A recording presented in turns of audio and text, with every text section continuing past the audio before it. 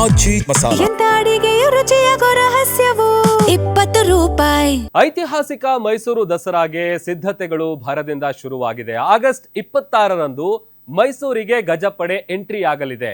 ಗಜಪಡೆಯ ವಾಸ್ತವ್ಯಕ್ಕೆ ತಾತ್ಕಾಲಿಕ ಶೆಡ್ಗಳನ್ನು ಕೂಡ ನಿರ್ಮಾಣ ಮಾಡಲಾಗ್ತಾ ಇದೆ. ಅರಮನೆಯ ಆವರಣದಲ್ಲಿ ತಾತ್ಕಾಲಿಕ ಶೆಡ್ಗಳನ್ನ ನಿರ್ಮಿಸಲಾಗ್ತಾ ಇದ್ದು ಆಗಸ್ಟ್ 26ರಂದು ಮೊದಲ ತಂಡದ ಭಾಗವಾಗಿ 9 ಆನೆಗಳು ಆಗಮಿಸುತ್ತೆ. ಹುಣಸೂರು ತಾಲೂಕಿನ ವೀರನ ಹೊಸಹಳ್ಳಿಯಲ್ಲಿ ಪೂಜೆಯ ಬಳಿಕ ಪ್ರಯಾಣವನ್ನು ಆರಂಭಿಸುತ್ತೆ. ಜೊತೆಗೆ ಅರಣ್ಯ ಭವನದಲ್ಲಿ 2 ದಿನ ಇದ್ದು ಆಗಸ್ಟ್ 28ಕ್ಕೆ ಅರಮನೆಗೆ ಪ್ರವೇಶ ನೀಡಲಿವೆ. ಇನ್ನು ಮಾವುತರು ಕಾವಾಡಿಗಳ ಕುಟುಂಬಕ್ಕೂ ಕೂಡ ಅರಮನೆ ಆವರಣದಲ್ಲಿ ಉಳ್ಕೊಳ್ಳೋದಕ್ಕೆ ಬೇಕಾದಂತ ವಾಸ್ತವ್ಯಕ್ಕೆ ಶೆಡ್ಗಳನ್ನು ಕೂಡ ನಿರ್ಮಾಣ ಮಾಡಲಾಗ್ತಾ ಇದೆ. ಇನ್ನು 2ನೇ ಹಂತದಲ್ಲಿ 3 ಆನೆಗಳ ತಂಡ ಮೈಸೂರಿಗೆ ಆಗಮಿಸಲಿದೆ.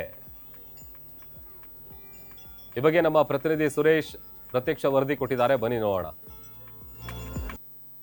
ವಿಶ್ವವಿಖ್ಯಾತ ನಾಡಹಬ್ಬ ದಸರಾ ಹಿನ್ನೆಲೆ ದಸರಾ ಗಜಪಡೆ ಆಗಮನಕ್ಕೆ ಸಾಂಸ್ಕೃತಿಕ ನಗರಿ ಮೈಸೂರು ಸಜ್ಜಾಗ್ತಾ ಇದೆ. ಇದರ ನಡುವೆ ದಸರಾ ಗಜಪಡೆಯ ಜೊತೆಗೆ ಬರುವಂಥ ಮಾವುತ ಕಾವಾಡಿಗರ ಕುಟುಂಬಕ್ಕೆ ತಾತ್ಕಾಲಿಕವಾದಂಥ ಶೆಡ್ ವ್ಯವಸ್ಥೆಯನ್ನು ಮೈಸೂರಿನ ಅರಮನೆಯ ಅಂಗಳದಲ್ಲಿ ನಿರ್ಮಾಣವನ್ನು ಮಾಡಲಾಗ್ತಾ ಇದೆ. ಮೈಸೂರಿನ ಅರಮನೆಯ ಅಂಗಳದಲ್ಲಿ ತಾತ್ಕಾಲಿಕ ಶೆಡ್ ವ್ಯವಸ್ಥೆಯನ್ನು ಇದೀಗ ಮಾವುತರು ಕಾವಾಡಿಗರಿಗೆ ನಿರ್ಮಾಣವನ್ನು ಮಾಡಲಾಗ್ತಾ ಇರುವಂಥದ್ದು.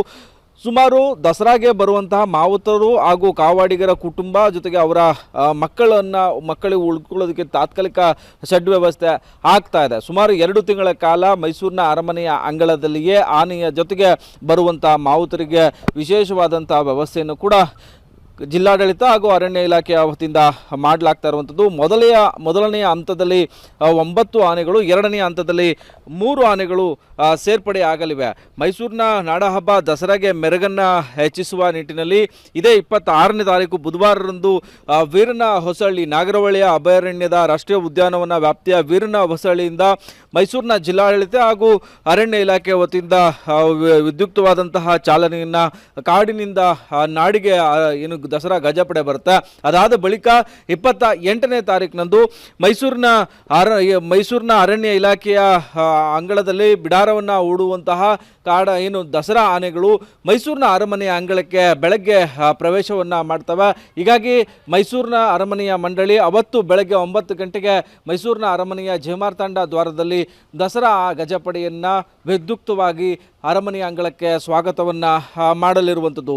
ಏನು ಮೊದಲನೇ ಹಂತದಲ್ಲಿ ಧನಂಜಯ, ಮಹೇಂದ್ರ, ಏಕಲವ್ಯ, ಪ್ರಶಾಂತ, ಗೋಪಿ, ಶ್ರೀರಾಮ, ಸುಗ್ರೀವ, ಲಕ್ಷ್ಮಿ, ಕಾವೇರಿ ಆನೆಗಳು ಮೊದಲನೇ ಹಂತದಲ್ಲಿ ಬಂದರೆ 2ನೇ ಹಂತದಲ್ಲಿ ರೂಪ, ಚೈತ್ರ, ಶ್ರೀಕಂಠ ಆನೆಗಳು ಬರ್ತವೆ. ಹೀಗಾಗಿ ದಸರಾ ಗಜಪಡೆಗೆ ಈ ಬಾರಿಯ ಕ್ಯಾಪ್ಟನ್ ಯಾರು ಅನ್ನೋದು ಸಾಕಷ್ಟು ಕುತೂಹಲಕ್ಕೆ ಕಾರಣ ಆಗಿದೆ.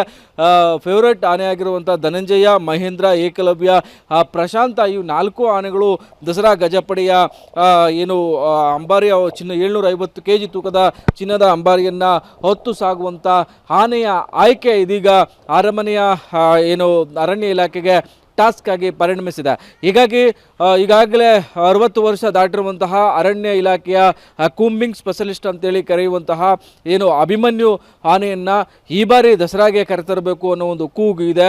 ಹೀಗಾಗಿ ಅಭಿಮನ್ಯು ಆನೆ ದಸರಾಗೆ ಬರುತ್ತಾ ನಿಶಾನೆ ಆನೆಯಾಗಿ ಈ ಬಾರಿ ಕಾರ್ಯನಿರ್ವಹಿಸುತ್ತಾ ಅನ್ನೋದು ಕೂಡ ಸಾಕಷ್ಟು ಕುತೂಹಲಕ್ಕೆ ಕಾರಣವಾಗಿದೆ. ಮೊದಲಿದ್ದಂಥ ಅರಣ್ಯ ಸಚಿವರು ಅಭಿಮನ್ಯುವಿಗೆ ಒಂದು ಸಾಂಪ್ರದಾಯಿಕವಾದಂಥ ಬೀಳ್ಕೊಡುಗೆಯನ್ನು ಕೊಡಬೇಕು ಅನ್ನೋ ಒಂದು ಮನವಿಯನ್ನು ಮಾಡಿದ್ದಾರೆ. ಇದರ ನಡುವೆ ಜನರೆಲ್ಲರೂ ಕೂಡ ಆನೆ ಪ್ರಿಯರೆಲ್ಲರೂ ಕೂಡ ಅಭಿಮನ್ಯುವಿಗೆ ಒಂದು ಸಾಂಪ್ರದಾಯಿಕ ವಿದಾಯವನ್ನು ಬೀಳ್ಕೊಡುಗೆಯನ್ನು ಕೊಡಬೇಕು ಅನ್ನೋ ಒಂದು ಒತ್ತಾಯ ಕೂಡ ಕೇಳಿ ಬಂದಿದೆ.